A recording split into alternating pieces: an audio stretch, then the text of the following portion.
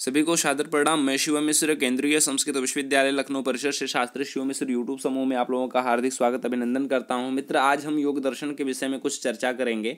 योग दर्शन में जो परंपरागत छात्रों के लिए 73 कोड में योग दर्शन के कुछ टॉपिक लगे हुए हैं, अर्थात अष्टांग योग, 8 अंग योग के लगे हैं और उसी में समाधि का भी वर्णन, विस्तृत वर्णन करने को कहा गया है। 2 टॉपिक लगे हैं, अष्टांग योग, समाधिश्च। तो सर्वदर्शन संग्रह की 9वीं इकाई में हम लोग आज देखते हैं अष्टांग योग और समाधि को।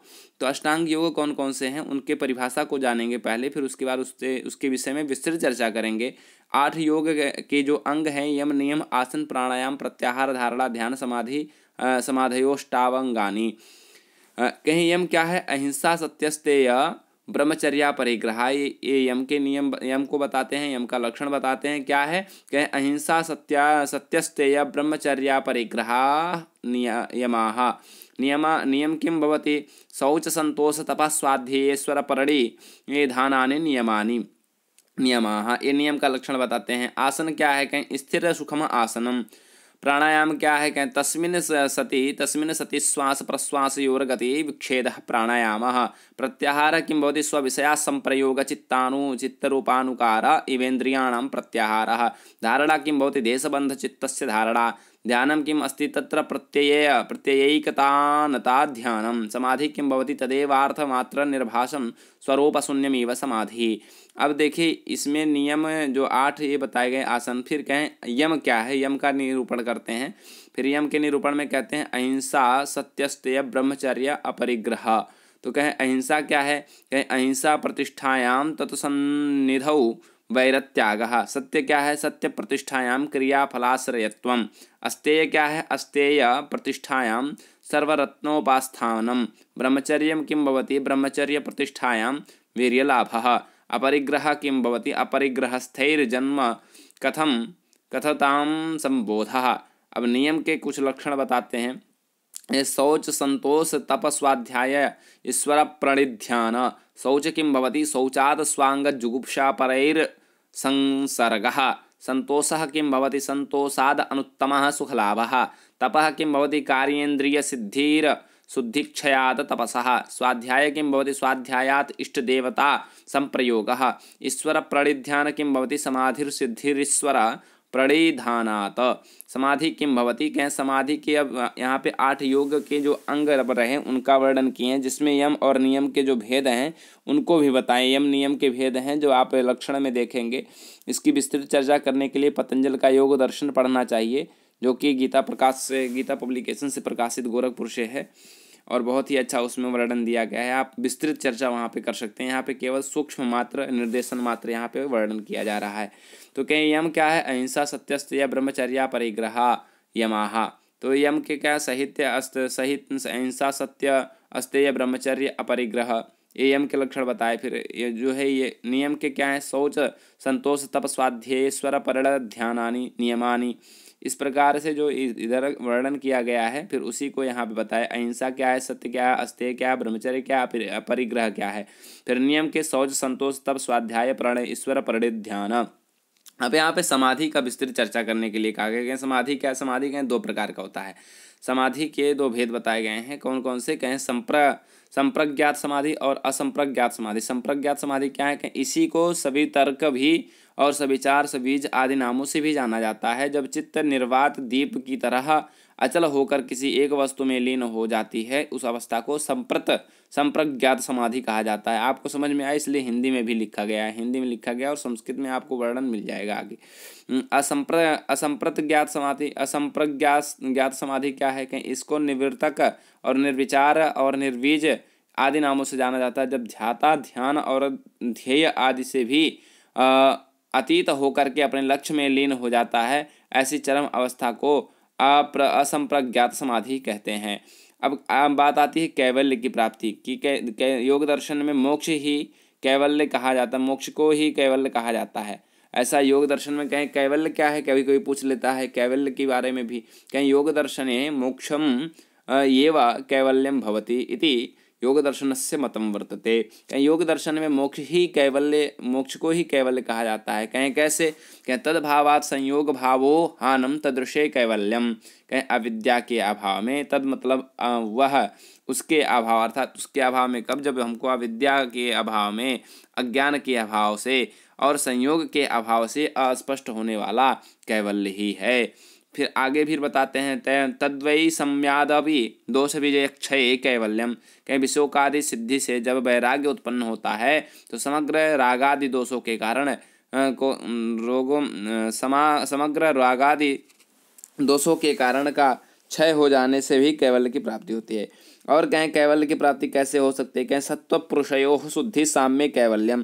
कहें बुद्धि और पुरुष की शुद्धि के समानता होने से भी कैवल्य की प्राप्ति होती है। पुरुषार्थ शून्यानाम गुणानाम प्रतिप्रसवः कैवल्यम स्वरूपया प्रतिष्ठा वा। कहें गुणों से जब पुरुष का कोई प्रयोजन नहीं रह जाता है तब विपरीत कर्म में गुणों का लय होना ही कैवल्य अथवा दृष्टा का अपने रूप में स्थित हो जाना ही कैवल्य कहा जाता है। भक्तित्व क्या है कि कहें भक्तित्व का भी वर्णन करते हैं।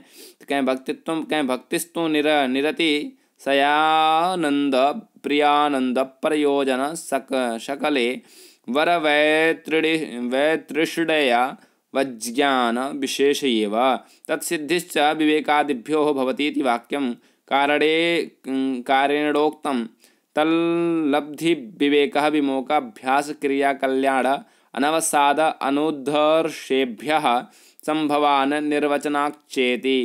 कहें विवेक क्या है, कहें विवेकः, तो कहें तत्र विवेकः तल्लब्धि विवेकः विमोक अभ्यास क्रिया कल्याण, ये सब जो है क्या है, भक्तित्व के लक्षण बताते हैं। पहले हम देखेंगे विवेक के बारे में। क्या विवेक क्या है, क्या तत्र विवेको नामा दुष्टानात् सत्वशुद्धि अतः अत्र निर्वचनम अहंकार शुद्धे सत्वशुद्धि सत्वशुद्धिया ध्रुवा स्मृति इति। विमोकः क्या कहें, क्या विमोकः कामान भिस्वंगः, और अभ्यास को क्या कहें, शांत उपशमय उपासीतेति। निर्वचनम पुनः पुनः संशीलनम अभ्यासः। निर्वचन क्या कहें, निर्वचनम च स्मार्त मुदाहृतम भाष्यकारेण सदा तद्भाव भावितः। क्रिया कहें, क्रिया क्या है, कहें क्रिया श्रौत स्मार्त कर्मानुष्ठान शक्तितः क्रिया। कहें कि श्रौत स्मार्त जो कर्म अनुष्ठान इत्यादि होते हैं उन्हीं की शक्ति जो हमको प्राप्त होती है वही क्रिया है। उनसे जो क्रियाएं की जाती हैं उसकी ताकि हमको शक्ति प्राप्त हो, इसलिए कहा श्रौत स्मार्त कर्मानुष्ठान शक्तितः क्रिया। क्रियावानेश ब्रह्मविदाम वरिष्ठ इति निर्वचनम। कल्याण क्या कहें, कहें सत्यार्ज वदयादानादीनि कल्याणानि सत्येन लभ्यत इत्यादि निर्वचनम। अवसाद किं भवति, दैत्यविपर्ययोः अनवसादः नायमात्मा बलहीनेन लभ्य इति निर्वचनम। अनुर्धसः किं भवति, तद्विपर्यजा तुष्टरुधर्ष तद्विपर्ययोः अनुद्धर्षः शांतो दान्तः इति निर्वचनम। इस प्रकार से अष्टांग योग के बारे में और समाधि के बारे में और भक्तित्व के बारे में, कहें 8 योग के जो अंग हैं उनको हम लोगों ने जाना। 8 योग के अंग कौन कौन के हैं, कहें यम नियम आसन प्राणायाम प्रत्याहार धारणा ध्यान और समाधि। इस प्रकार से 8 के 8 अंग हो गए योग के। फिर उसमें भी यम के जो है, यम का जो भेद करते हैं अहिंसा सत्य अस्तेय ब्रह्मचर्य परिग्रह अपरिग्रह। फिर उसके बाद नियम के क्या कहें शौच संतोष तप स्वाध्याय ईश्वर प्राणी ध्यान। और समाधि के भेद बताए, 2 समाधि के भेद बताते हैं, संप्रज्ञात समाधि, संप्रज्ञात और असंप्रज्ञात समाधि। इस प्रकार से 2 भेद समाधि के हो गए। फिर उसके बाद कैवल्य की प्राप्ति कैसे होती है, तो कैवल्य की प्राप्ति पूछता है कि योग दर्शन मते कैवल्य प्राप्ति कथम भवितुम शक्यते कथम भवति। तो इसमें से कोई एक टॉपिक दे देगा, जैसे तद्भावात् संयोगः जो पूर्व में मैंने बताया, इसमें से भी पूछा जा सकता है। फिर उसके बाद भक्तित्व पूछता है, भक्तित्व के भेद पूछता है, भक्तित्व के भी भेद बताए, विवेक विमोक, और उसके बाद में क्रिया, तीसरा है अभ्यास, चौथा क्रिया, 5वां कल्याण अवसाद और अनुर्धसा, अर्थात 7 भेद जो है भक्तित्व के भी बताए। तो 7 भेद भक्तित्व के हो गए। और कैवल्य के जो है कई वो बताए हैं, विवेचन की कैवल्य की प्राप्ति कैसे होती है। उसके बाद में 7 भेद इसके हो गए, समाधि के 2 भेद हो गए। और उसके बाद नियम के कितने भेद हैं, नियम के भी 5 भेद हैं। और 5 भेद यम के भी हैं। नियम और यम के 5 भेद हो गए। कैवल्य के जो है बारे में बताया कि कैवल्य की प्राप्ति कैसे होगी, और भक्ति के भी 7 भेद बताएं, और 8 है योग के अंग हैं। इस प्रकार से योग दर्शन का संक्षिप्त परिचय मैंने प्रस्तुत किया।